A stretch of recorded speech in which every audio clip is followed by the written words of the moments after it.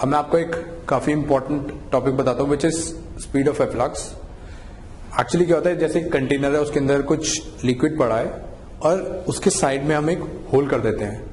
ये होल का जो एरिया है, इस होल का जो एरिया है और इसके जो टॉप सरफेस का एरिया है वो ये जो एरिया है इसके कंपैरिजन में बहुत कम है। ठीक है, तो यहाँ पे कुछ वेलोसिटी से ये बाहर निकलेगा, ये जो फ्लूइड है हमारा।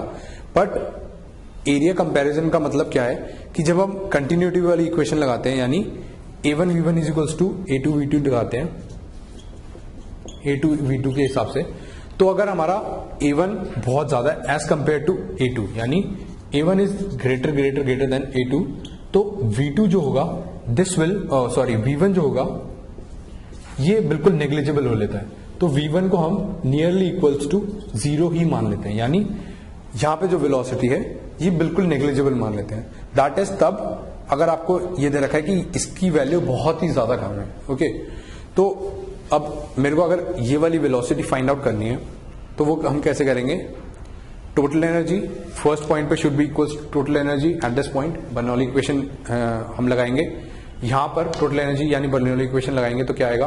काइनेटिक हेड तो यहां पर 0 होगा, काइनेटिक एनर्जी तो रो जी एच इतना डिस्टेंस, अगर इसको रेफरेंस लेवल मान लें, अगर हम इसी को रेफरेंस लेवल मान लें, ठीक है, तो ऊपर यहां से डिस्टेंस कितना है? Rho G H plus P naught यानी एटमॉस्फेरिक प्रेशर। ओके, और एट पॉइंट 2 एनर्जी कितनी होगी? Half rho V square plus P naught, क्योंकि यहां पे भी एटमॉस्फेयर है, भाप जैसे खुलता है। तो इससे क्या आएगा आपका पी, अगर इन दोनों को इक्वल करेंगे तो पी नॉट से पी नॉट कैंसिल, इसका मतलब v is equals to square root of 2gh। ओके, तो ये तो आपकी आ गई वेलोसिटी। अब अगर आपको यहां पर जिस वेलोसिटी से निकल रहा है तो उसके बाद आपको रेंज फाइंड आउट करनी है, यानी कितनी दूर जाकर गिरता है ये फाइंड आउट करना है। तो ये कैसे करेंगे? सिंपल, आप वही प्रोजेक्टाइल मोशन वाइल लगाएंगे। आपको ये वाली हाइट पता है कितनी है? Vertical height h minus H. तो इनिशियली वर्टिकल वेलोसिटी कितनी है? 0। ये सिर्फ हॉरिजॉन्टल वेलोसिटी है। तो वर्टिकल वेलोसिटी 0 है तो कितना होगा? h minus h is equals to half gt square. ये तो आपको पता है ग्रेविटी की वजह से गिरेगा, तो आपका टाइम आ गया, इतने टाइम में गिर जाएगा। Now range is equals to horizontal velocity into time t, तो उससे आ गया twice of square root of h into h minus H.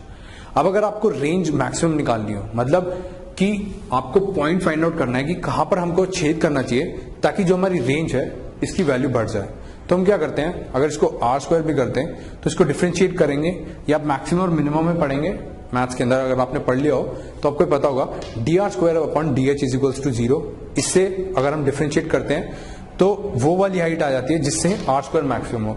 Are square अगर मैक्सिमम होगा तो आर भी अपना मैक्सिमम होगा। ओके, तो हम इसको डिफरेंशिएट कर क्या आएगा? h minus 2h is equals to 0, यानी small h should be equals to h by 2, यानी इसके हाफ डिस्टेंस पर इसका होल होना चाहिए।